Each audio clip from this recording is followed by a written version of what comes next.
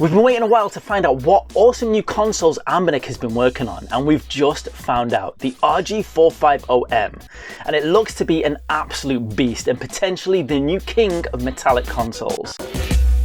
The RG405M looks to take over from the 353M as the new king of metallic consoles, and this is something Anbernic does so brilliantly. Their metallic consoles are some of the best around, some of the nicest to use, some of the nicest to hold, and some of the best build quality I've ever seen. There's something so unique and so special about a metallic console, it's hard to describe unless you've used one yourself. They feel a little bit heavier, a bit more premium, and in previous episodes I've even said that if James Bond used a retro handheld, it would definitely be a metallic Anbernic console.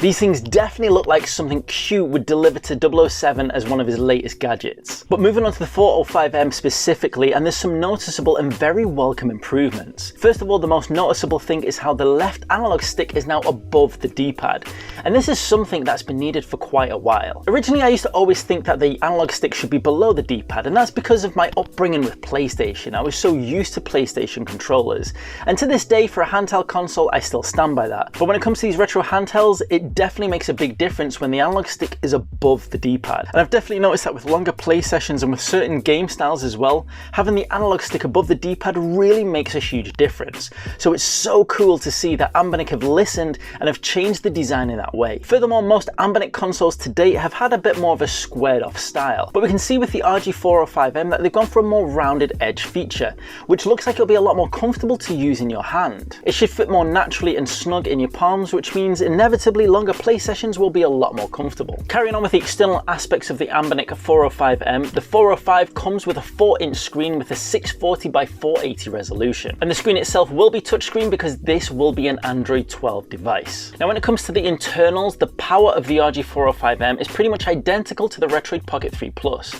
as it comes with a Unisonic T618 CPU and a Mali G52 GPU. Previously the RG505 went toe-to-toe with the Retroid Pocket 3 Plus when it came to PS2 and GameCube emulation, but that had a different processor and GPU, so it'll be really interesting to see how Anbernic deal with exactly the same hardware as the Retroid Pocket 3 Plus. Now if you're wondering how the Retroid Pocket 3 Plus and the RG405M will compare, we will do in-depth comparisons. But for the time being, one thing I will say is that the RG405M definitely looks to be a more ergonomically comfortable console, and with that metallic finish it definitely has the upper hand. However, it's unclear as to whether the RG405M will have a way to output your video, as it appears there's no HDMI out slot, but there is a USB 3 which could be used to output video, so we'll have to see how that evolves. But talking about Retroid, Anbernic are not the only manufacturers releasing a new console this month.